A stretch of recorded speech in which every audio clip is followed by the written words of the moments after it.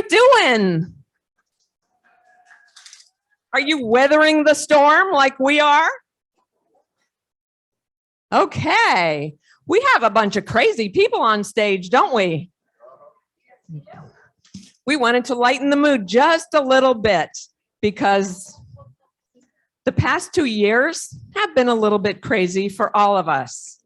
And as this is our Caregiver Workshop Planning Committee, and when we gathered to name it and come up with a theme, we were really like, we can't be all sunshine and roses because this year, the past 2 years have been really rough on everybody. So between these great minds came up with Weathering the Storm. And as you'll see on your agenda, each of us has a different title that ties into Weathering the Storm. And so this is our 7th Annual Caregiver Workshop Planning Committee. And we have been working together for the most part for all those, it's actually 8 years because we missed a year because of COVID. 7th Annual, on my far right, Crystal Collier from Senior Helpers. Woohoo! We have Evelyn Espinal from Alzheimer's Association. Ron Radcliffe from Senior Helpers. Laura Zell-Kramer from Morse Life. And Donna True. Yay! Right here at the Kane Center. Woohoo! My office is straight across from these auditorium doors. So with that, I'm going to ask the committee, just if you want to say something real quick. Anybody want to say something to get started? We'll say it later. I know everybody's waiting for the annual skits that Ron and everybody loves those skits, but we'll get our gear off. We're going to relax and have a good time. So give us just 1 more minute so we can get rid of this stuff.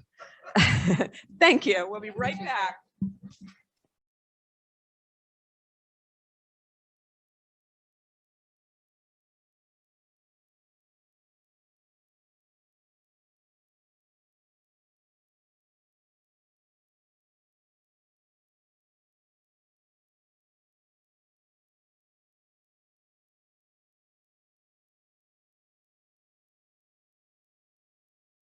Like Karen Ripper to come to the stage, please.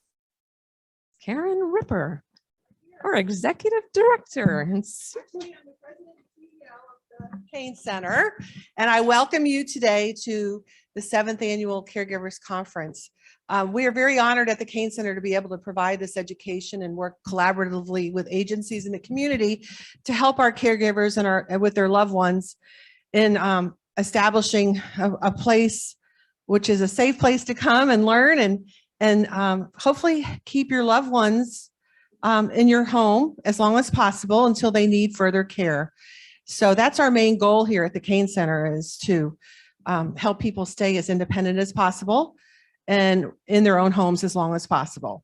So I just wanted to go over a few things. How many of you all have not been here? Raise your hands.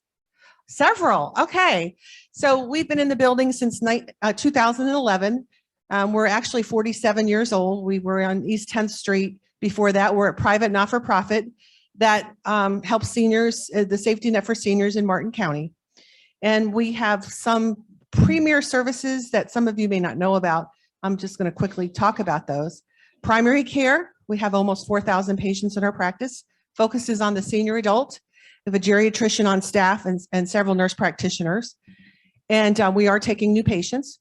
We have everything for the continuum of memory loss, from memory screening, working collaboratively with Brain Matters Research, who is in our building, who does the most Alzheimer's research in the nation for a non-university affiliated setting.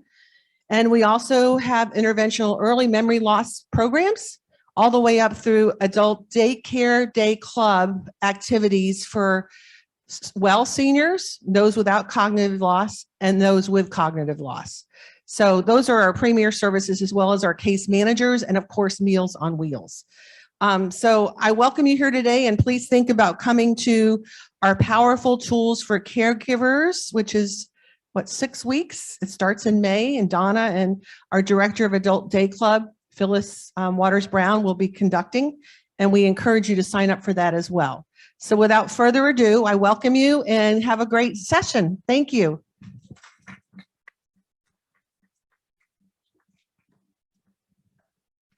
Thank you so much, Karen. We appreciate that.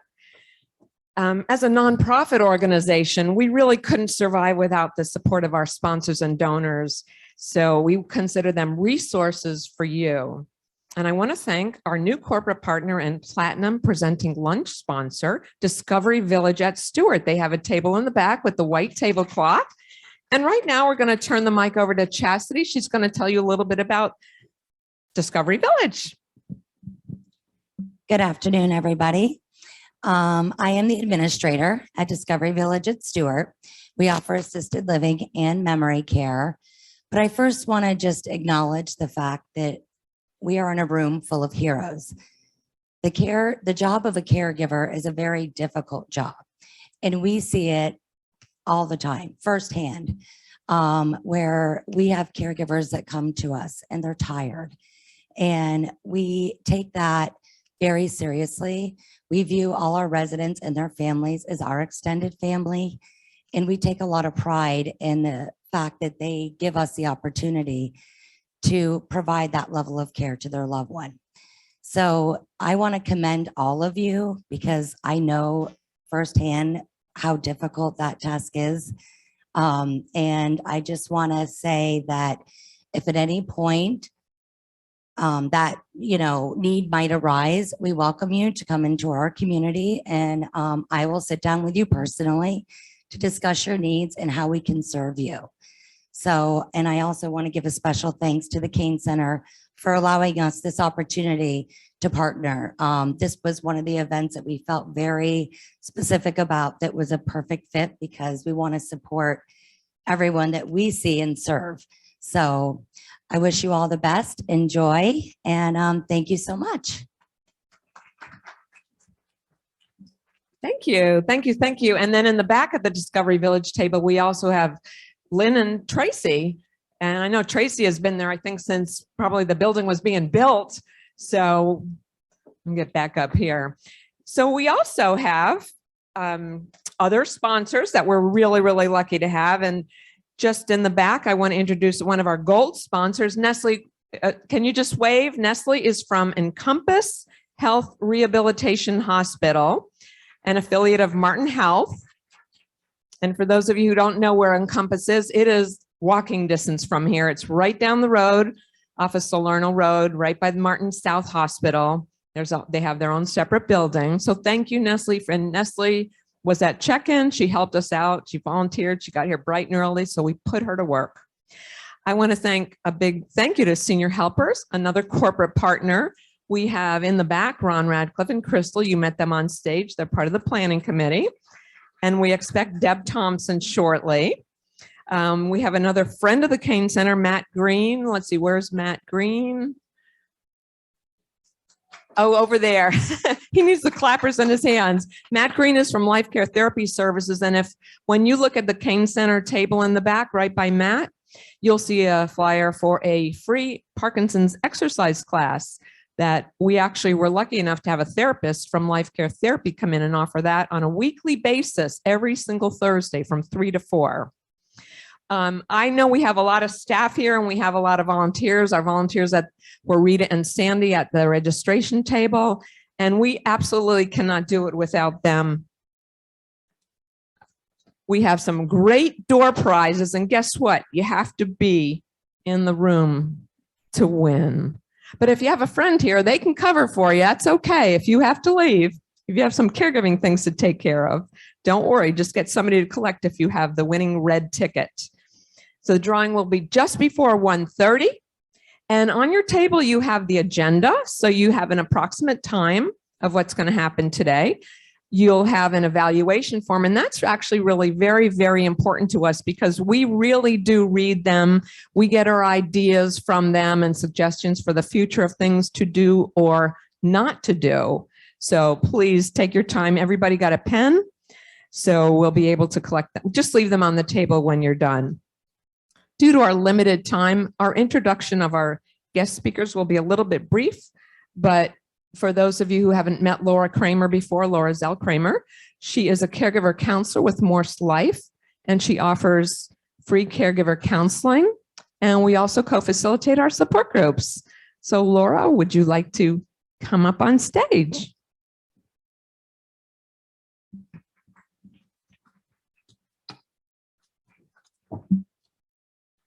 Let's see if I can do this hands-free. You still hear me? Yeah, people tell me you don't even need a mic, Laura. Good afternoon, everyone. It is so great to see people's faces. Yay, faces. So like you saw, we have a variety of topics today. And as I joke, I missed the first meeting and I got assigned my topic, but that's okay because it is an important topic to talk about, and that is ambiguous loss. The heck's ambiguous loss? Well, that's what we're going to talk about. So the first time I even heard the term ambiguous loss was during a professional training about grief. I actually learned 2 new things in that session, and I'll share the other one later on. I think we're all familiar with typical grief and loss, and we understand when someone passes away or moves away, we're going to miss them and we're going to be mostly sad, but a variety of different feelings. The term ambiguous loss was coined by a pioneer by the name of Pauline Boss. She was getting her PhD in child development and family studies. And the way she describes it, it's used a few different ways. She talks about for her own childhood was her family grieving for the culture they'd left behind in their country of origin. But for our purposes today, I want to apply it to watching our loved one go through a progressive degenerative disease such as Alzheimer's, Parkinson's, or some kind of cognitive decline. So ambiguous loss happens as a result of seeing the person we once held dear becoming someone else. So unlike anticipatory grief, which is another term, and that's when you're thinking about ultimately that they're not going to be there forever and you're starting to anticipate what that might look like, this is a little different because this is happening while your loved one is there, but they're psychologically gone. And Dr. Boss said, ambiguous loss makes us feel incompetent. It erodes our sense of mastery and destroys our belief in the world as a fair, orderly, and manageable place. And I hear that a lot, that this isn't fair. And it's very true, but it's important in processing the feelings that are coming along. So Donna, actually, when she said, you're being assigned ambiguous loss, and here's the link to the book. And she also sent me a quote from a caregiver who read a book about ambiguous loss. And this is what this caregiver said. Ambiguous loss is a loss that is unclear. There's no resolution or closure. It is the duality of your loved one being absent and present at the same time, and the confusion and depression it causes to the caregiver. Ambiguous loss is different from loss and grief of death because closure is not possible, and your grief cannot be fully resolved while the person with dementia is alive. We all know we have rituals, we have funerals and ceremonies and things and ways to memorialize a person once they've already passed. But what are we doing while they're still sitting across from us? This ambiguity and the mixed feelings can stir up and can get stirred up, and they're a common expected experience for caregivers of people with dementia. Fortunately, understanding loss and grief can help ease the effects of the disease and for the caregiver. For many years, we referred to Alzheimer's as the long goodbye. When I heard the term ambiguous loss, I just thought that was a more descriptive term for the same concept. Often when I meet a caregiver for the first time, they will tell me they're depressed. When I explore a little further and I screen them for clinical depression, I usually discover what they're actually experiencing is grief. The confusing part is for each person is, how can I be grieving for this person when they're sitting right there across from me? They're not gone. They haven't passed away. It doesn't make sense that you're calling this grief. When someone we love is diagnosed with Alzheimer's or another cognitive decline, we lose parts of them slowly. We lose aspects of them, who they were to us, the things we used to do together, and even our shared memories.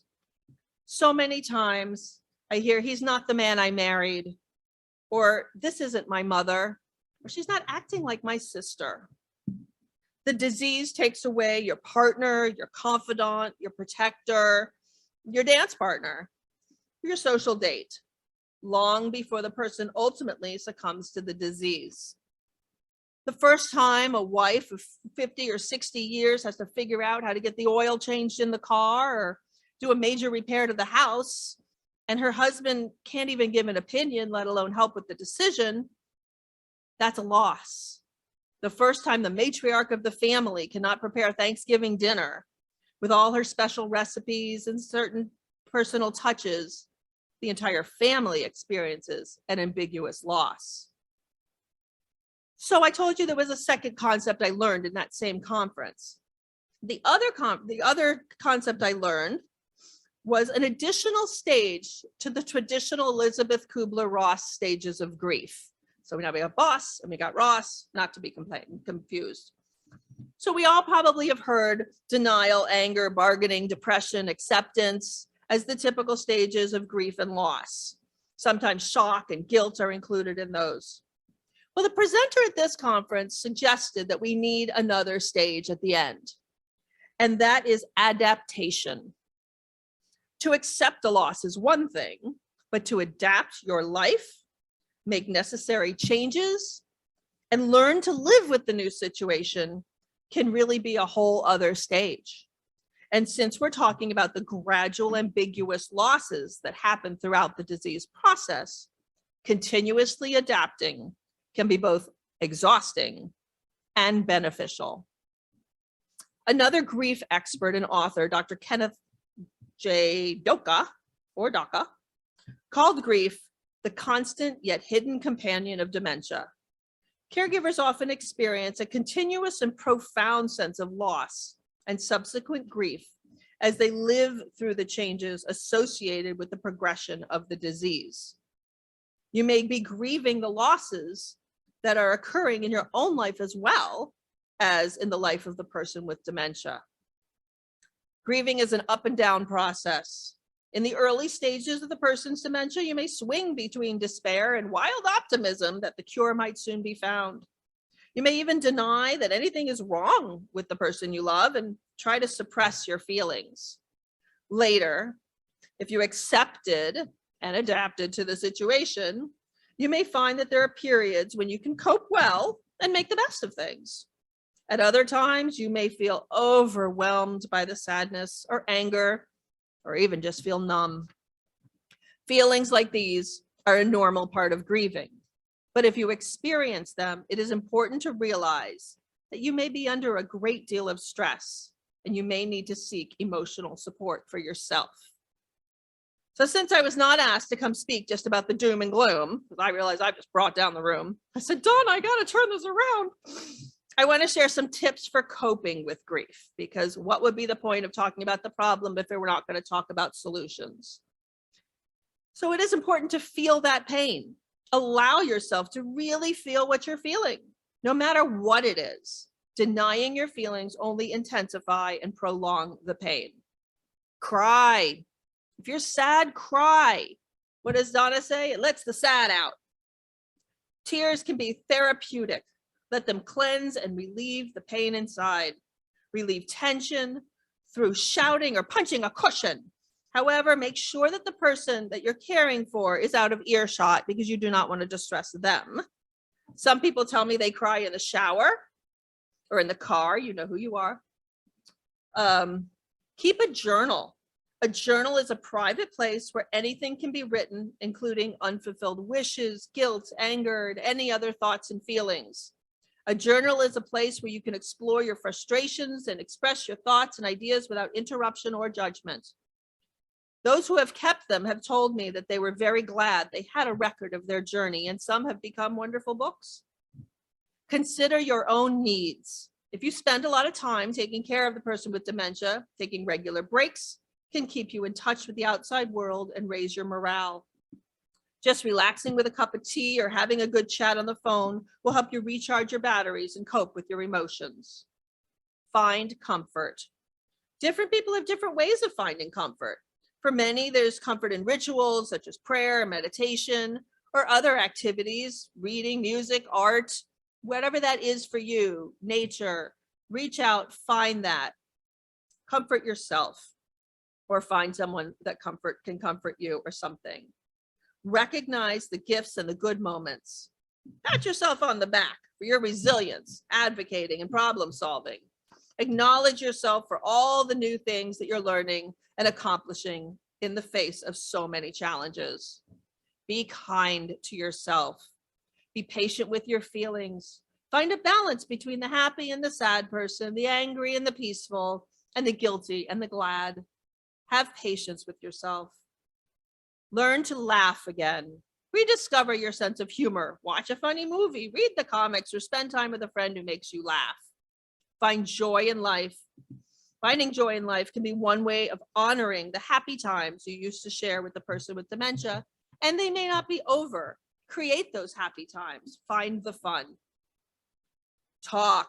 Share the pain. It is important to talk about your feelings, even in the most difficult times. Sharing grief will help diminish it. It can be helpful to talk to a person outside the family, such as a counselor or a trusted friend. Joining a support group gives you an opportunity to talk with others who are on the similar journey. And I do point to myself, and at the end, I will give you my number, and my information is on the back table for those in the room.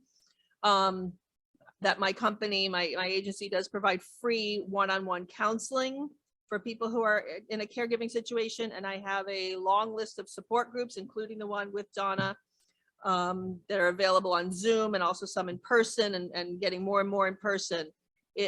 Talk to the people at your table. You'll find somebody who's probably in a support group, and they will tell you how it can be such a lifesaver and this opportunity to feel not so alone. I mentioned earlier that some caregivers mistake grief for depression, but it is important to note that depression can be present as well. If you're experiencing sleep disturbance, appetite changes, hopelessness, lack of ability to enjoy things, or thoughts of suicide, please speak to your doctor or a counselor like myself or Donna. Depression is treatable, and you deserve to care for yourself. It's important also to remember that your loved ones are grieving their losses. This can be an opportunity to align yourself with them and have a shared experience. For example, if they've stopped driving, they've had to stop driving, this is a big loss for them.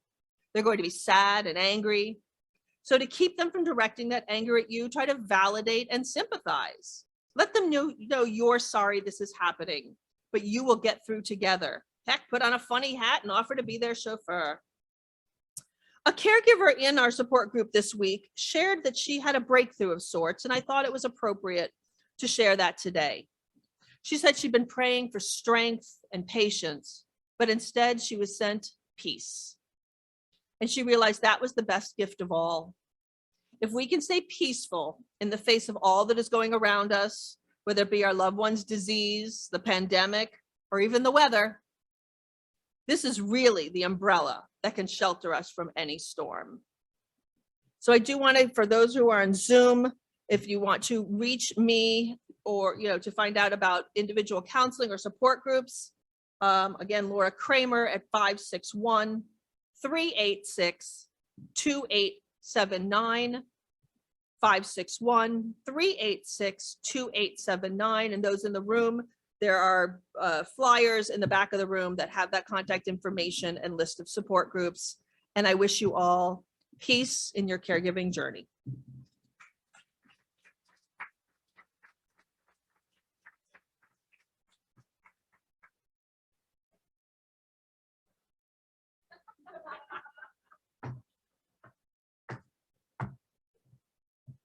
Okay, what are the rest of today's antics going to be? You see the pool noodle? It's half a pool noodle. Actually, when I was talking to our caregiver guest speaker, we talked about we need a signal when people have Laura, your timing was perfect, by the way. But I didn't tell our speakers, I'm going to hold this up when you have 1 minute left. But the other thing, Laura mentioned a couple of tips, and it's like, this is really good. When you're mad, you can just beat the mattress up or the couch up or whatever. You get a lot of that anger out of you, and hopefully you even start laughing. So these are $1 at the dollar store. Pool noodles are used for so many things more things besides our exercise class here and swimming classes. Anyway, our next speaker isn't here, so that's going to be me. No, I had St. Anise from the Area Agency Aging had something come up in her office, which is in Delray Beach. It's a long ways from here. So she wasn't able to join us, but she did send me a little bit of information about Medicaid and the other programs. I'm going to do a really brief overview, and actually it'll be a little bit quicker. It'll get us back on a time schedule. So we're trying to get everybody's presentations in, and so we can wrap up at 1:30 sharp. But so a little bit about the state programs. There are a lot of programs through the state of Florida where you can get assistance at home in some of the assisted living facilities or skilled nursing facilities. Anybody who wants to get more information about that, the best thing to do is to call Area Agency on Aging, which is also known as your Aging and Disability Resource Center. I will have more flyers here. We always have their flyers here, but we're running a little bit low. But I'm going to give you their phone number, because if you're on Zoom, just so you know too, every state has an Area Agency on Aging, but ours is called Area Agency on Aging, and it's also your Aging and Disability Resource Center, because they also help people that have disabilities that are ages 18 and up. So our legislators are the one who create these programs.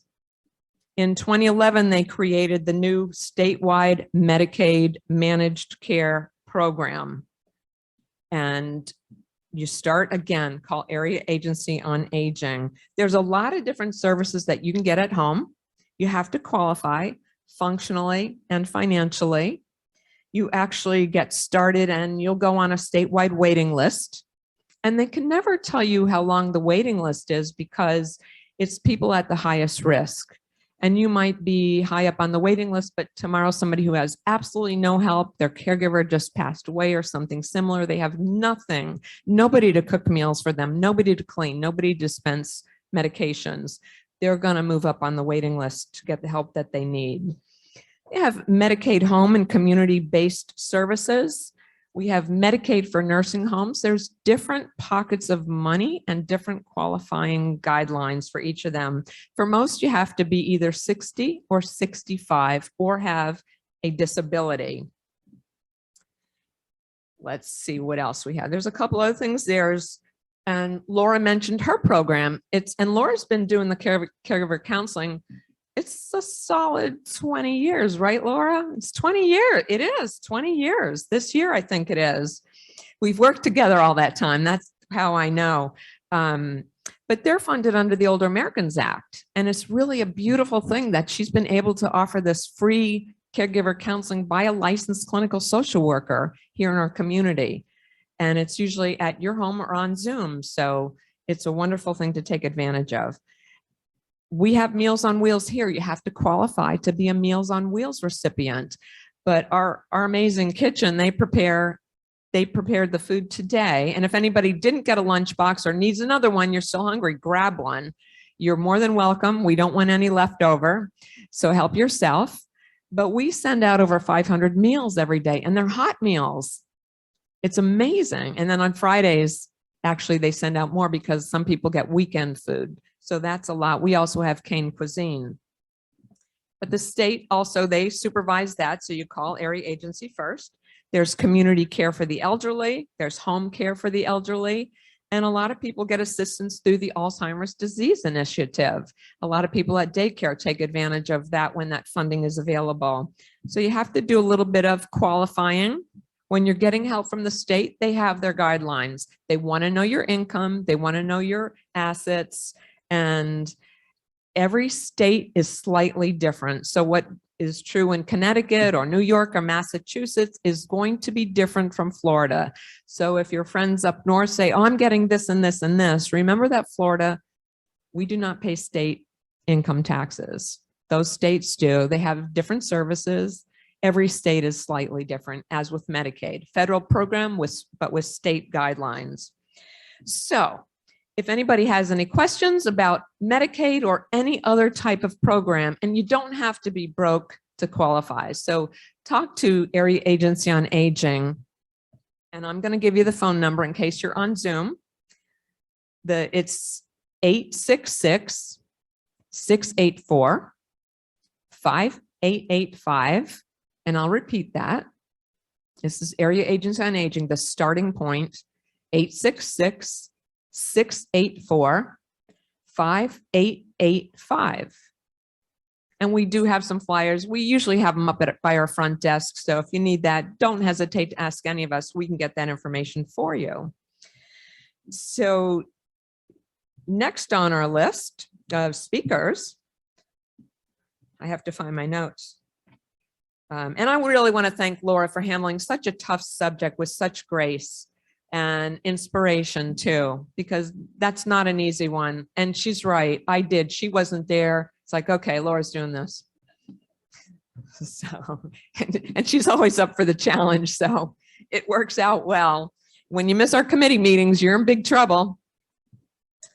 So our next speaker, we usually have Dwan from the Memory Disorder Center with us, and Dwan had extenuating family services and wasn't circumstances. I'm on Zoom. I have to remember I'm being recorded. But since Dwan couldn't be here, it was very, very, very last minute. We asked Rebecca through Evelyn at the Alzheimer's Association. It's like, can you help us out? And she said yes.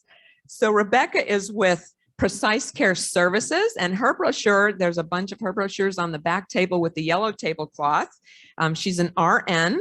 I've worked with Rebecca for many years, and she's active with the Alzheimer's Association. Are you a board member with the Alzheimer's Association? Very involved with the walk. She's done an awesome job in our community. And I'm going to turn the mic over to Rebecca Jack. So there you go.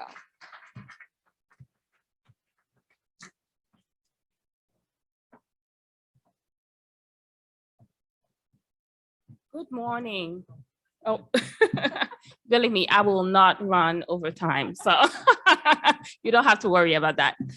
Good morning. My name is Rebecca Jacques. We had to practice several times. The S is silent.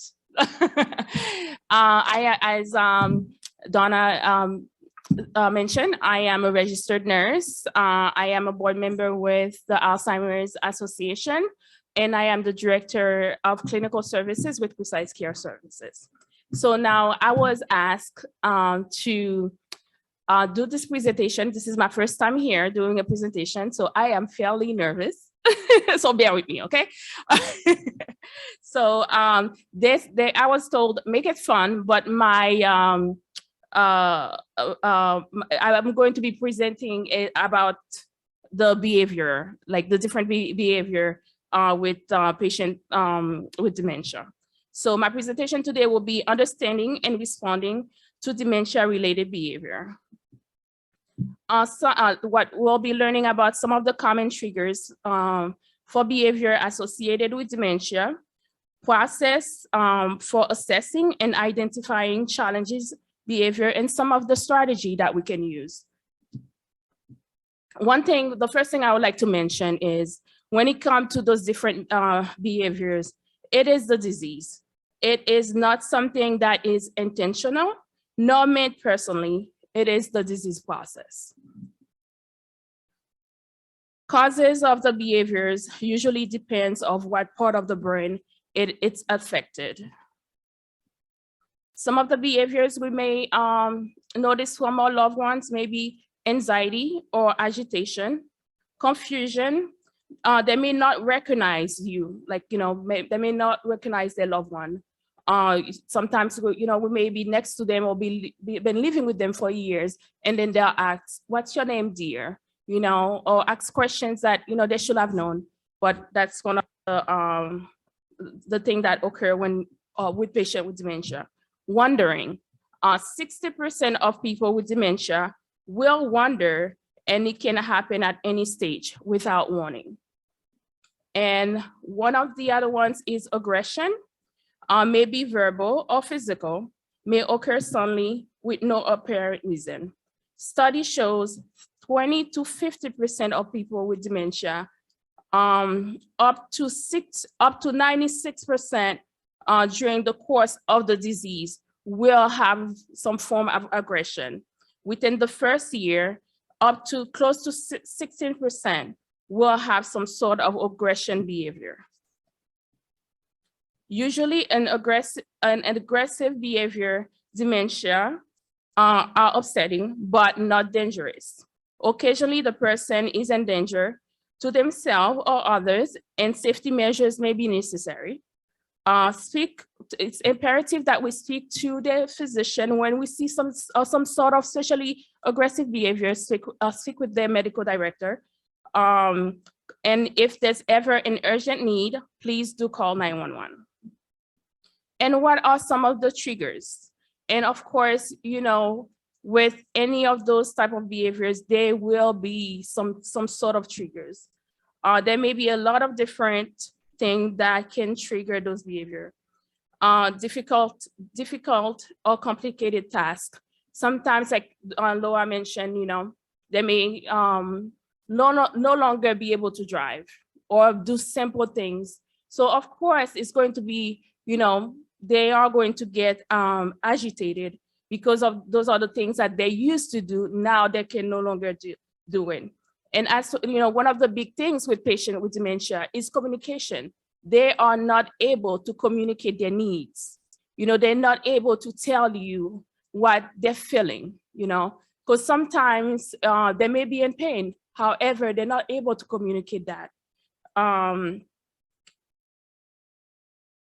And fear, there may be, you know, some fear of something or unfamiliar surroundings. You know, as I'm sure many of us here, we like going on vacation, right? But taking somebody with dementia to an unknown place may be a trigger for them because the place is not familiar to them. So therefore, that may be one of the triggers. As far as us, it is important for us to understand and address those behaviors. Detect and connect. Join the person in his or her reality by trying to see the world in their own eyes. Understanding the person's reality before intervening. Who, what, where, when, how, what took place during and after the behavior. We may be in a room and we're like, oh, it's very cold here. And we decide, okay, to change the temperature. And then the next thing we know, you know, we have this behavior, they become angry. So now what did we have to trace back? What did occur? They were fine. Or maybe they were watching TV. Maybe something that is on the television that trigger whatever they're feeling at the moment. So it is imperative for us to make sure we observed what happened prior. You know, they were fine, and then boom, you know, their attitude changed. Approach the person calmly and respectfully, just like we would like to be approached. You know, be you know, if they're sitting down, lower down and look them in the eye and very calmly and talk to them, ask them what, ask them some questions. They may not be able to communicate what's going on, but at least, you know, they know that we have a sense of respect and we asking them questions. It's important to address the physical needs first, medical issues. Sometimes, you know, UTI, for example, you know, we know a lot of time patient with UTI, you know, their behavior becomes different. So it's important, if we think there may be a chance that they have a UTI, to call their primary care physician.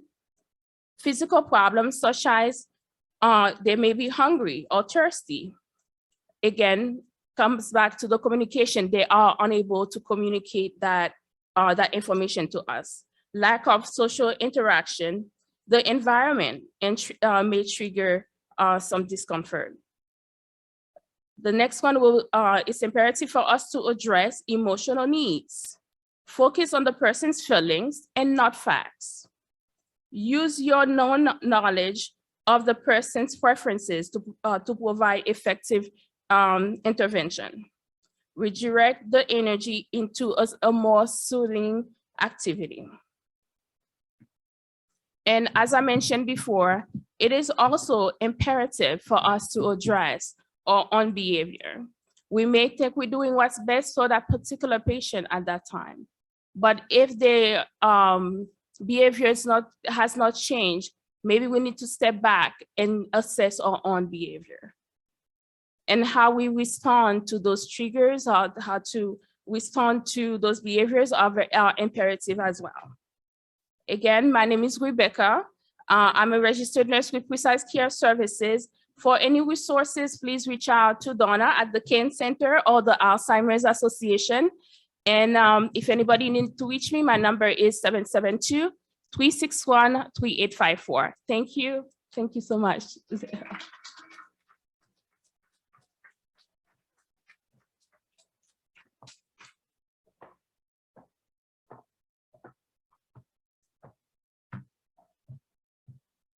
Rebecca, thank you so very much, and especially for doing something, making a beautiful presentation for us at the last minute, filled with information. And I love what you said, focus on their feelings, not on the facts of what they're saying, because they may not be what's called a reliable reporter. So focus on how they are feeling, not on what they exactly are saying, but listen to them. Okay. Next, we have Crystal Collier from Senior Helpers.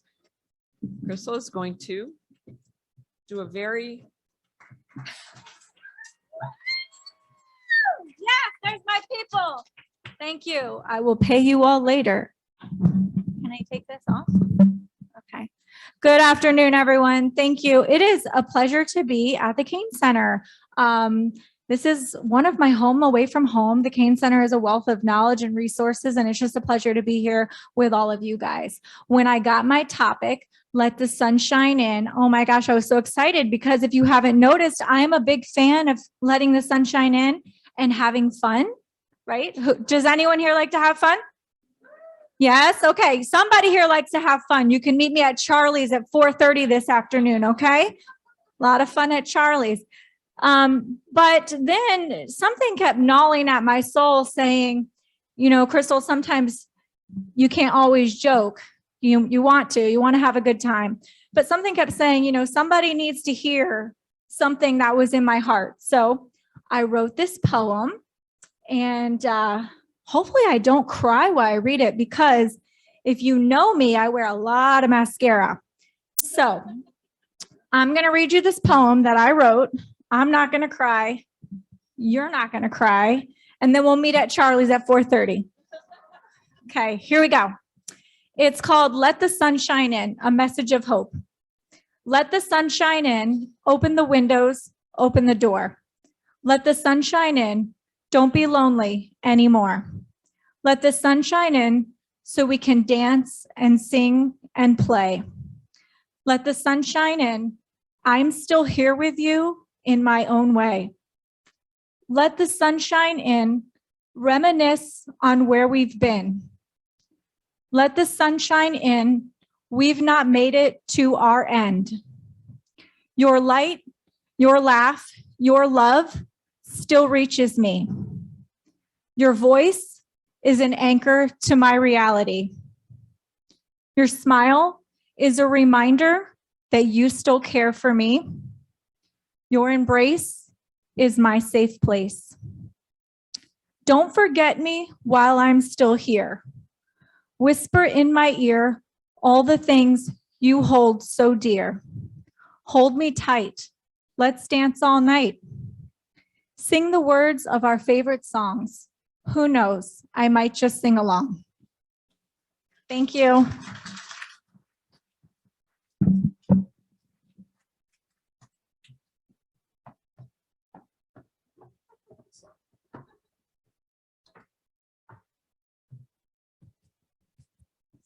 stellar job, Crystal, as usual. I think Crystal is one of the first people that taught us how short can be really sweet when we're doing these presentations. We've modified everything. This workshop used to be about 5 hours long with lunch, but we've changed everything. So in keeping with things, next, we are going to have the skits that some of you have been waiting for.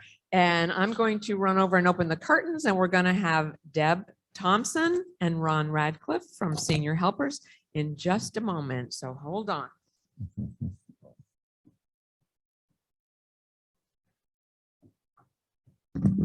Turn the mic off.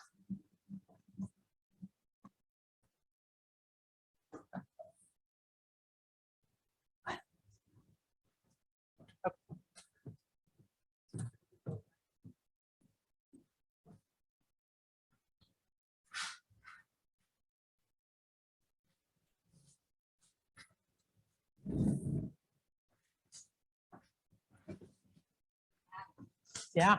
Can everybody hear me?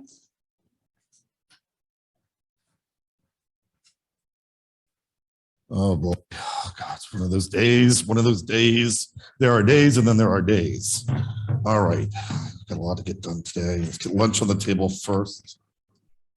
Gotta get our lunch first. Then I we didn't got look outside the window. that appointment we got to get to at 1 o'clock with the doctors. Thank God for the Kane Center box meals.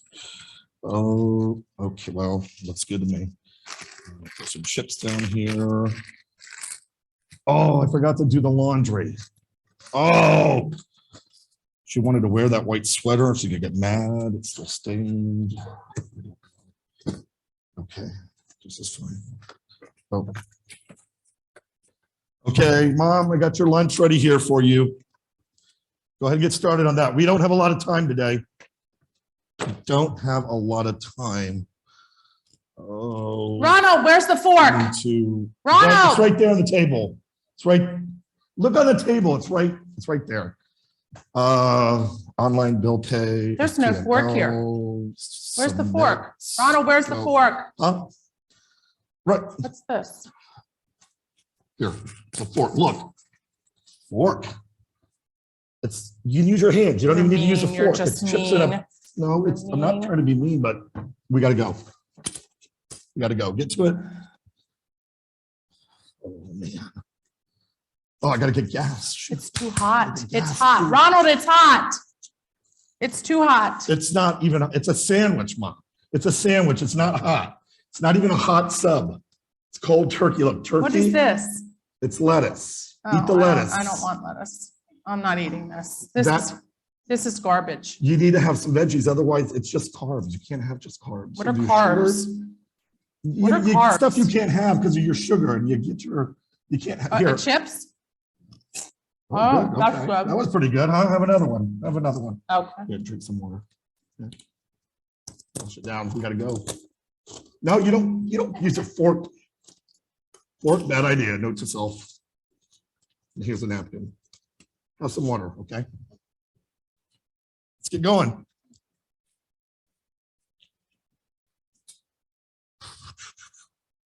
Ugh, I don't know How we what to doing? do with this. What do I do with How we doing? this? You haven't even eaten the sandwich yet, Ma. I don't want a sandwich. Well, And it's got lettuce on it. I don't want lettuce. fine. Put the I don't lettuce even, off. what is this? It's a tomato, Mom. I don't eat tomatoes either. Yeah, you do. Yes, you have always eaten tomatoes. I don't remember eating tomatoes. Come on, listen, you gotta leave it now. We gotta go. We gotta go. But what about, Nope, you're gonna have to starve till dinner. Let's go. All so right, mean. so that was an illustration. Hopefully we all understand is something we don't want to have occur in our house. Yet how many times do we as caregivers feel like that's the kind of day we're having? We are juggling so many things at one time. And unfortunately, the more anxious we are, the more anxious we're going to make our loved one, and they're just not cooperating with us. And they're making everything we need to do harder and harder and harder. So just kind of throwing it out to all of you, what were some of the things that occurred between Mom and me that, that weren't being handled very well?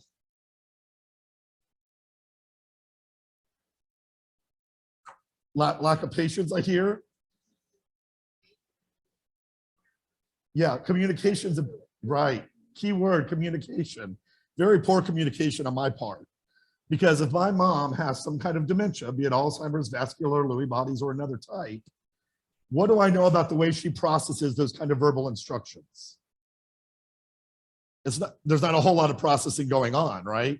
Particularly if she's a little further in the disease process, which by some of her behaviors at the table, and it is a mess up here, some of the behaviors at the table show me that she's fairly progressed. She's trying to use a fork to eat her potato chips, and she's taking food she likes off of the sandwich, and it's just a mess. And I was very rushed, wasn't I? Yeah. It wasn't about her comfort level with that experience. It was about me getting my agenda done. Listen, I'm not a bad guy, but I gotta get laundry done. I gotta get gas. I gotta get her to a 1 o'clock appointment. I'm trying to make sure she gets her food in her belly before we go, but I'm making it all about me and working my agenda, and she's just a byproduct of it. Another task that has to be completed in my day. How many of us like to be treated as if we're just another task? Probably not many of us. But unfortunately, when we don't plan our day well, or we don't take a time to just take a deep breath and really prioritize what really matters, and we let all that other garbage in life sometimes come in and take over as it's more important, that's unfortunately the way we oftentimes respond. We try to rush our loved ones through it, and it just makes everything worse for us. So this time we want to try doing this just maybe a little bit differently, using the same food. Unfortunately, I was feeling his anxiety. So Yeah. that was making me anxious, and it was making me mad at him because he was making me anxious. So that's another kind of thing that was going on. Yeah, it was not good. It was not good. Okay, I'm just gonna step away for a second here. I don't want to clean this up. Just gonna put it back together. Yeah, Oh, you're resetting? yeah, I'm gonna. Okay. Oh, there you are, Mom. Are we going out? We are going out. How are we getting there? I'm good. How are you? Okay. Good, good, good. Hey, we got a few things we have to do today. Okay. We have to go to an appointment. But before we go, we got to get some gas. So we're going to How long is this going to take? the whole trip, not very long, maybe a half hour, Okay. maybe a half hour. But I thought you might be getting a little hungry. So I put something on the table for you. Is it lunchtime or breakfast time? It is lunchtime, actually. Okay. And I think you'll like what I got here. Let's see it. I'll sit with you.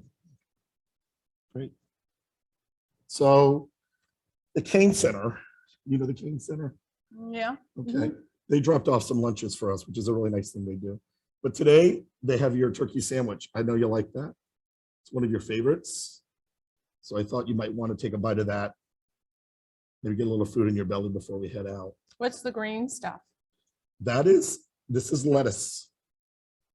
And it makes, to me, I think it makes the sandwich taste better. But maybe try it and see if you like it. Maybe just a little piece first. Yeah. And then Yeah, okay. it's all right. Yeah. Okay. Okay. Do you want to pick it up? Or do you need some? No. Okay.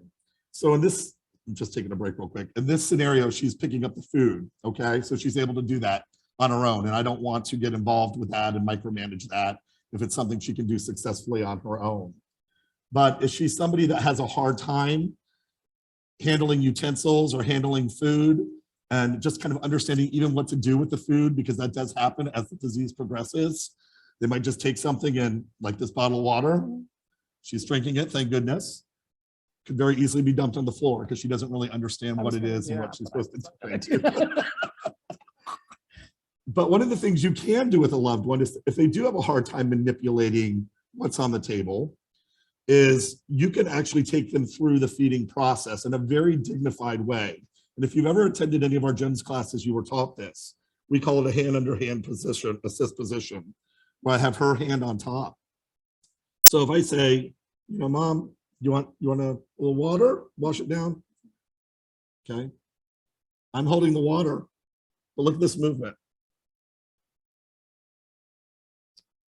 Great. Is that good? Refreshing. So look at that movement for her now. This is a very common movement that we spend our whole life developing motor skill and connectivity to our brain. This is a cue for her that this is an eating or a drinking activity. And I might find now that she might take this whole activity on her own. She might even guide me through it. She might kind of bring me over to the cookie, which is where I'd be going with it, or over to the chips, or, to let me know, slow me down, speed me up. But it's a lot different than me saying, come on, Mom, here. Right. So, okay.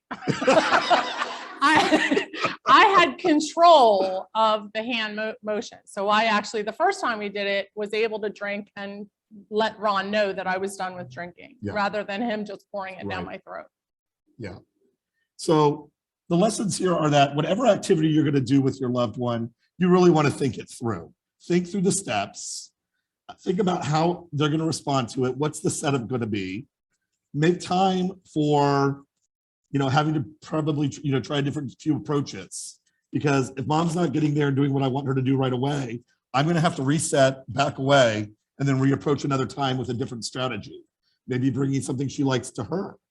If she's someone who's up and wandering around the environment a lot and I have a hard time getting her to sit down, I might have to look at actually walking around the environment with her with some finger food that I can help prompt her to eat with as she walks. Because she needs to get the nutrition, right? She needs to get the calories, she needs to get the hydration. But if I'm not going to be able to get her to sit and focus on it, then I'm going to have to adapt. As caregivers, who has to adapt? We do, because they're not going to adapt for us, right? And I think that's one of the reasons why Donna called this, dancing in the rain. And you can kind of think about it as a little dance, the way you interact with your loved one. It's really interesting. If Deb puts her hand up to me and I push on her hand, guess what I'm getting back from her? A pushback, right? If she pushes on me, I'm pushing back on her too. And that's what we often do as care providers, because we have our own agenda and our own priorities, and we try to rush through it. But if Deb's pushing on me and I let loose a little bit, now who's kind of leading the motions? Who's leading the dance here a little bit? She has a perception that she's in control, and to a degree she is, but I'm respecting her dignity, and I can get her, instead of pushing back, to go flow with me, to dance with me, essentially. And that's what we're trying to convey to care providers is let back, use your strategies, take a deep breath, reapproach if you need to, and you can control that dance a lot better and have a lot better outcome in the way your day goes, that task, that afternoon, that night, that entire day. So that's the lesson here. Does anybody have any questions on anything we did up here?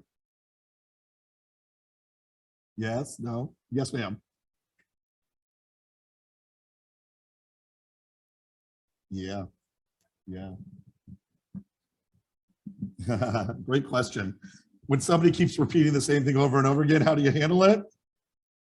Tell me about it. It's just patience. And I know it's so frustrating when you're the one in the moment and you're stressed out, and you're trying to get things done. But if we don't have the ability in that moment to take a deep breath and just let him ask the question again, to answer it again, then in that moment in time, we're probably not the best person to be providing the care. We need a break. We need to step back and get somebody else who can come in and do that. And that's why developing a team, a care team, is so important for every caregiver, whether it's your neighbors, your church friends, your family, some of the services, the Kane Center, senior helpers, whomever. You have to make sure there's a right balance between what you need as a care provider, but also making sure that your loved one's getting empathetic, supportive, dignified care. And that's hard to do when you're frustrated. So I'm not sure that's the answer you want to hear, but there's no magic way to stop them from asking the questions. So we just have to go with it and just let it roll off us. Yeah. Good question though. Yes, ma'am.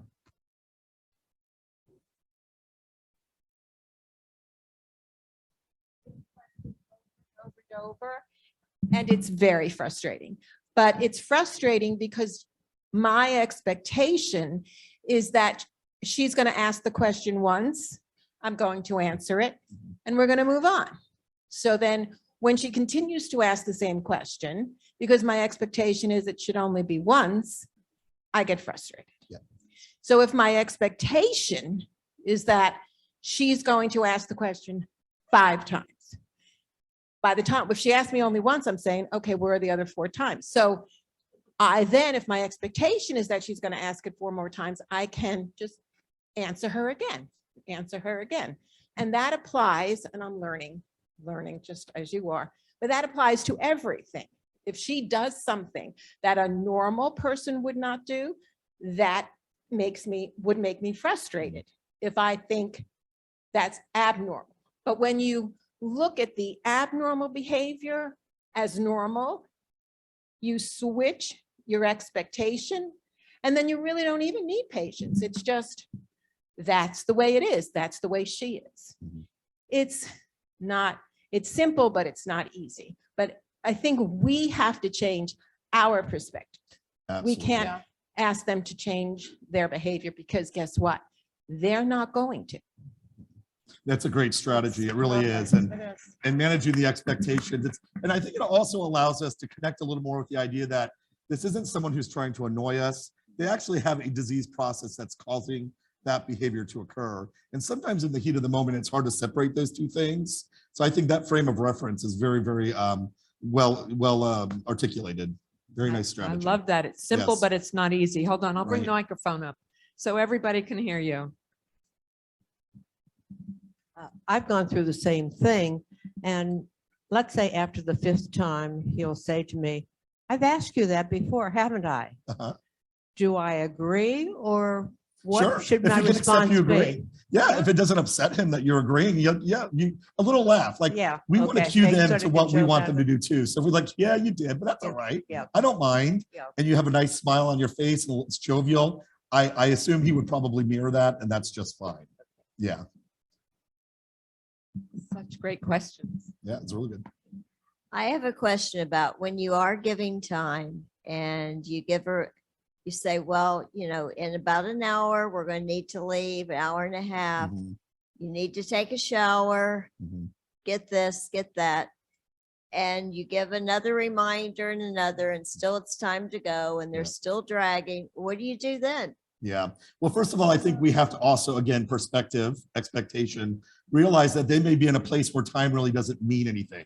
Yes, we can say it, but it doesn't mean they understand what it is conceptually and how they need to manage it, certainly, because that takes executive function, right? So again, this is where thinking it out ahead of time, knowing that if someone doesn't have the ability to if they're so progressive, they don't have the ability to kind of follow those kind of commands, that we're going to have to go in and be a little more involved in the actual hands-on care, the setup, the queuing. So for instance, if I want mom to go into the bathroom and put her makeup on and get her hair brushed and brush her teeth and meet me at the door, well, I just gave her a lengthy list of things to do. And if her brain's not able to hang on to that, then what I might find is 20 minutes later, while I'm getting my stuff done, I walk in the bathroom and she's just standing in there, or she's rubbing toothpaste in the sink, or doing, trying to put on, using mouthwash like it's cologne or perfume, because her brain doesn't understand, first of all, the ability to sequence that many steps isn't there, but even connectivity of what is this for and how should I use it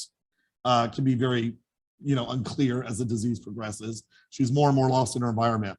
So if it's someone in that stage of the disease process, you really have to have a system where someone is there to provide those cues, not necessarily to do it for them or to them, if they have the ability to control some of that, but just the cueing. Toothbrush, put it on. And just one at a time. And one at a time.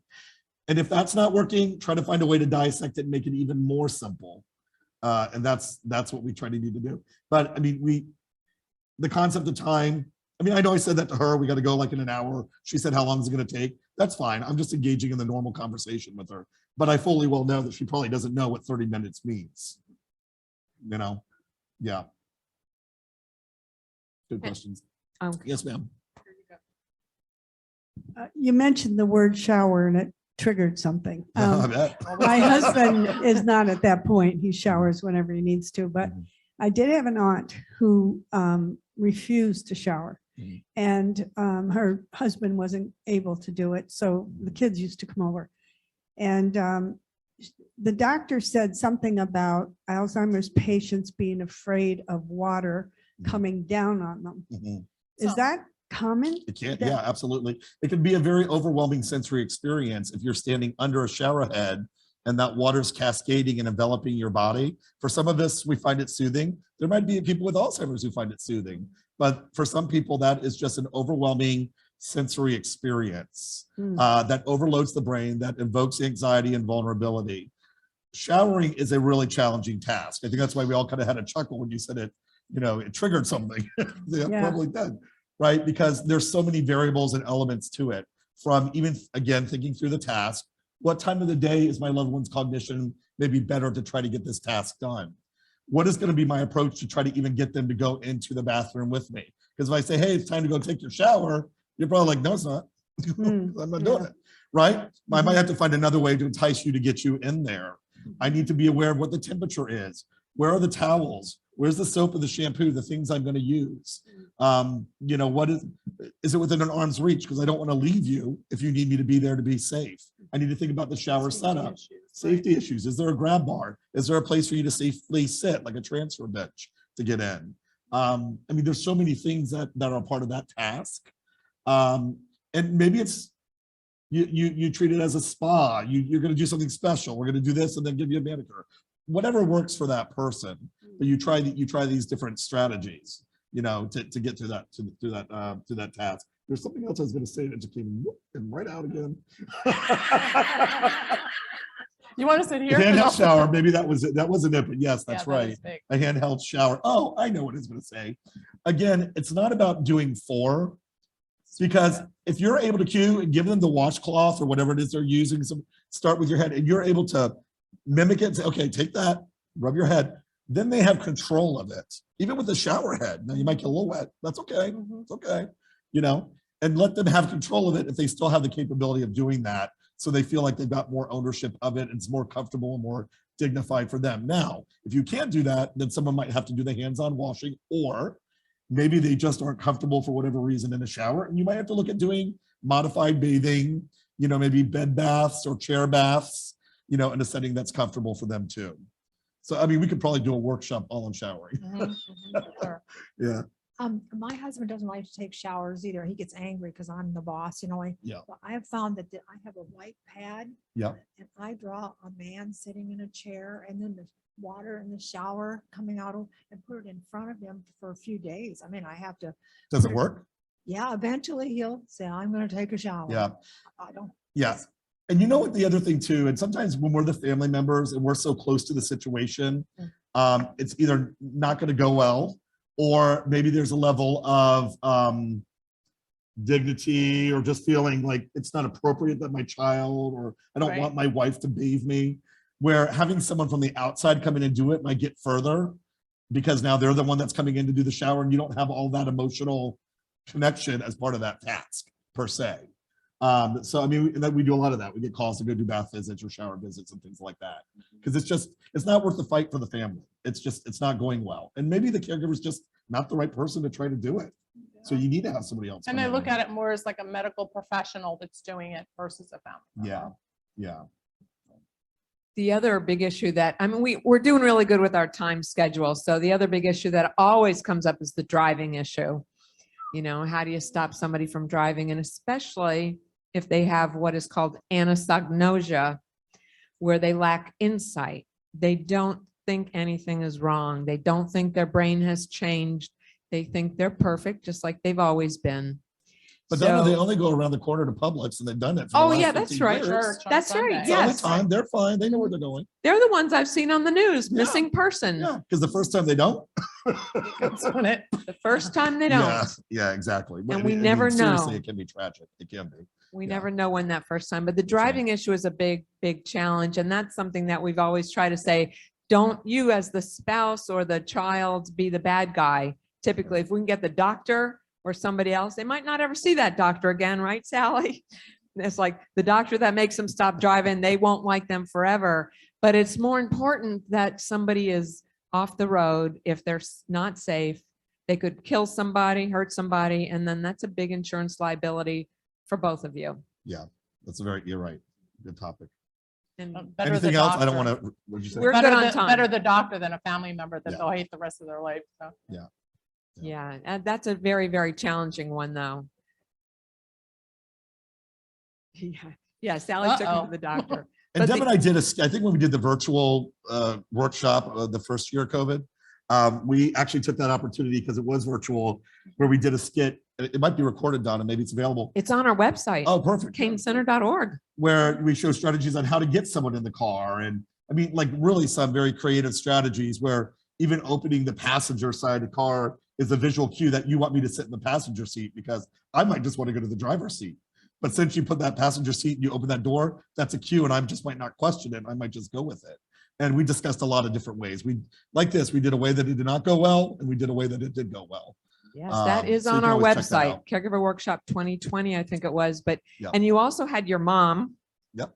Your mom carrying a box of donuts or a cake or something This is a like that, so distraction. that her hands were full. Yeah, so she's not grabbing the gear shift. Yeah. Or Yeah, opening the exactly. door to get out or anything like Yes, that. yes, Yeah, right. absolutely. Right. Well, any other questions or comments? Because All we're right. really doing good with time, Thank so you I'm- all. I'm happy Thank you. about that. Thank you, Ron and Deb. Let's share that just- I had, as I worked my way up to the stage, I had a couple of quotes that I really liked from other places. And one of them, a little food for thought. Both of them feel confused, frustrated, and helpless. Only one of them has dementia. So really think about that. And as when Teepa Snow was here last time, she said, we frustrate them as much as they frustrate us. So we really have to try and put ourselves in their shoes when you have a memory loss disorder. And the other thing, just a little tip is, don't ask a person with a short-term memory loss disorder a short-term memory question, something such as simple as, what did you do in your workshop today while I was at my workshop, right? I mean, you think about that because they have short-term memory changes. So why would we expect them to remember? And maybe they will, maybe they'll initiate the conversation, but wow, the curtain's magically closed. I'm pretty impressed. This team is absolutely amazing. So every year we have tried to have a caregiver, an active caregiver who has been through all the different things that you are going through and have been through. And it is with great pleasure I want to introduce to you Mr. Dean Wilkins. And he's gonna, do you want the microphone in your hand or? Okay. He's gonna talk to you a little bit, caregiver to caregiver.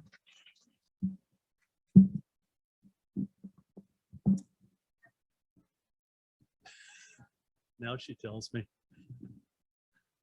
Okay. I'm a caregiver, like most of you here today. Can you hear that?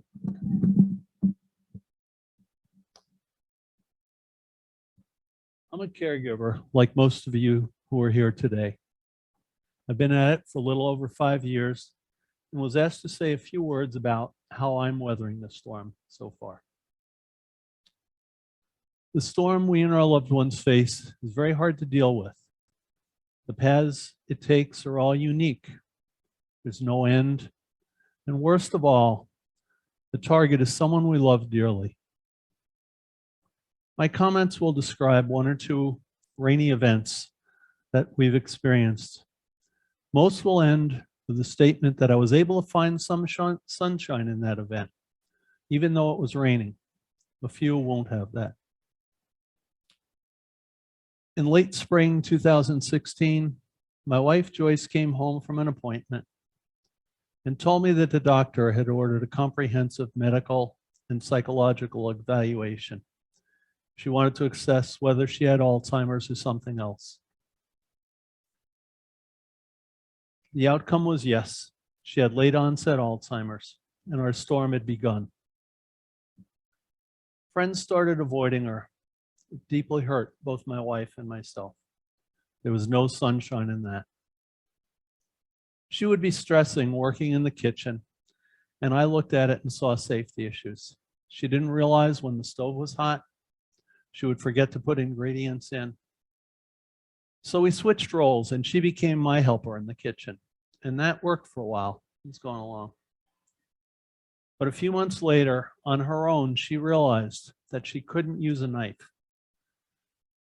She just broke down and cried.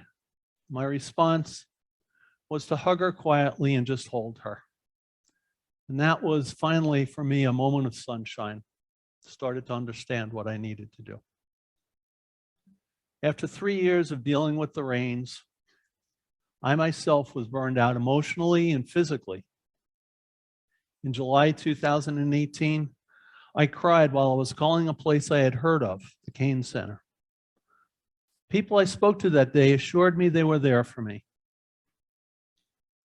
I contacted a resource they recommended. That counselor has guided me in learning how to react and interact with people with Alzheimer's, has pointed me towards educational opportunities, and has also showed me how to take care of myself. Our own well-being is extremely important. That moment of sunshine continues to this day. We had an aide come in twice a week for a couple of hours so I could get out and relax and simply unwind. That was good. But after a few months, my wife started resisting the aides and would simply want to stay in her room while I was away. That sunshine came and went. When I began thinking about a memory care facility, having a counselor helped me reduce the stress on that hard decision to an absolute minimum. In the first week, September 2019, Joyce moved into a memory care facility. She's there up until this day. During and after my visits, I often experience a ray of sunshine. Not all of them, but many times I do. In our theme, in nature when it's raining, if it's raining and a ray of sunshine appears and other conditions are right, we can see a rainbow. It's beautiful, but the event is fleeting. It has its time and disappears. So I'll close with a much shorter answer to how am I weathering the storm so far. When I'm in my wife's presence, I look for the rainbows. These days, that would be a smile, an expression, a touch, some form of alertness in her eye movements, or an attempt to say a word. When I leave that day, I'll often cry a bit, but they're happy tears for the rainbow that I saw. As we go forward in the storm, sad tears will still have an appropriate place, but it is the rainbows that are getting me through the storm. That's it. Thank you.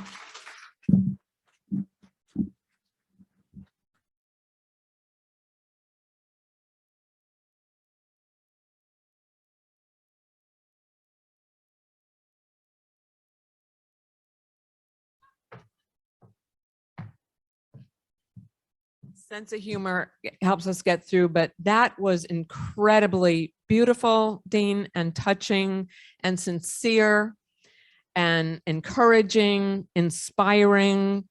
And I mean, I'm in tears just thinking about what you said. And I really thank you. And I know you spent a lot of time gathering your thoughts, reflecting on years to try and find the right things to say, because you are the true hero. And you wrote things down.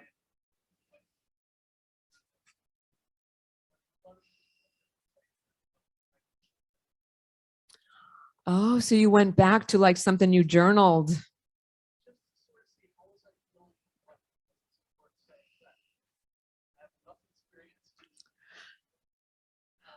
Yes.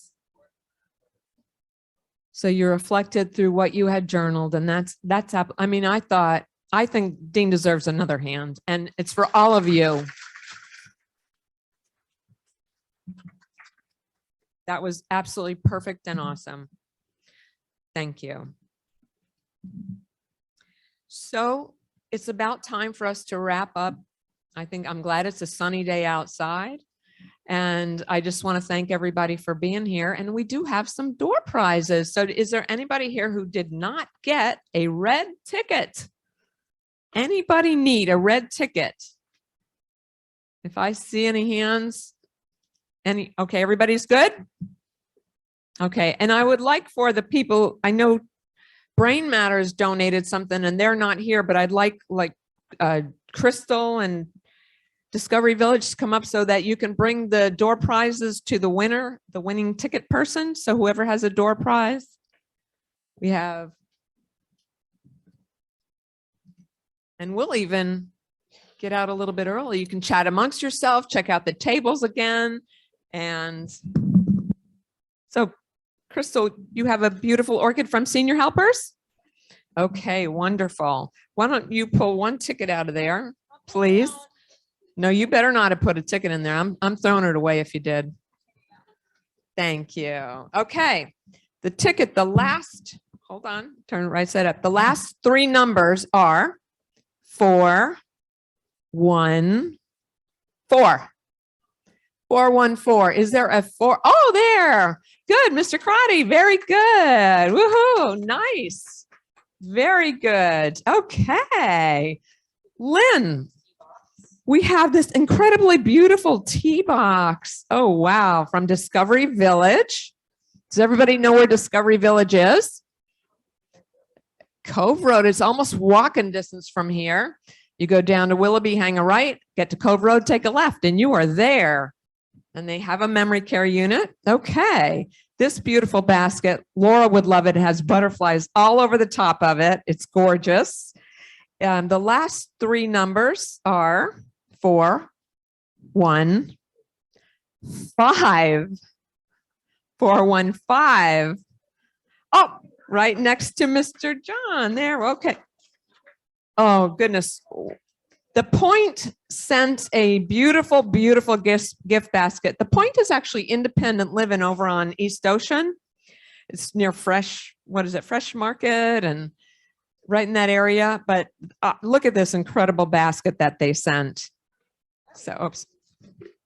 It's heavy. I think it's filled with the gold from the end of the rainbow. Okay, Crystal. Crystal drew the winning ticket. And that number is 425. 425. All right, way in the back. Crystal gets a workout. And Lynn is back here. This is, let me just take this off.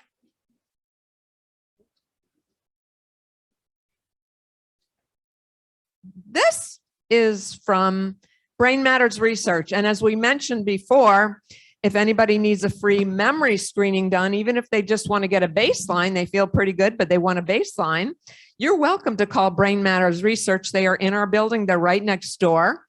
And I put their cards on our resource table in the back. But they sent one of Dr. Brody's books and also a $100 Visa gift card. Okay. Did I already? Did I pull a ticket yet? No, I didn't think you did.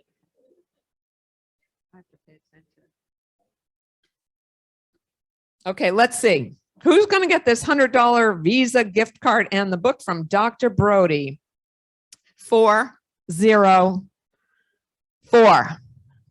Oh, way over there. All right, Lynn, thank you for delivering that. And I'll ask the people, our presenters and our sponsors, to just hang around a little bit. If you have any questions, please ask. Come to any of us. We're happy to help in any way that we can. I want to wish you all a sunshiny weekend full of beautiful rainbows. And thank you, everybody, for being here. And thank you to our sponsors. Bye, everybody. You can hang out with us too if you want to.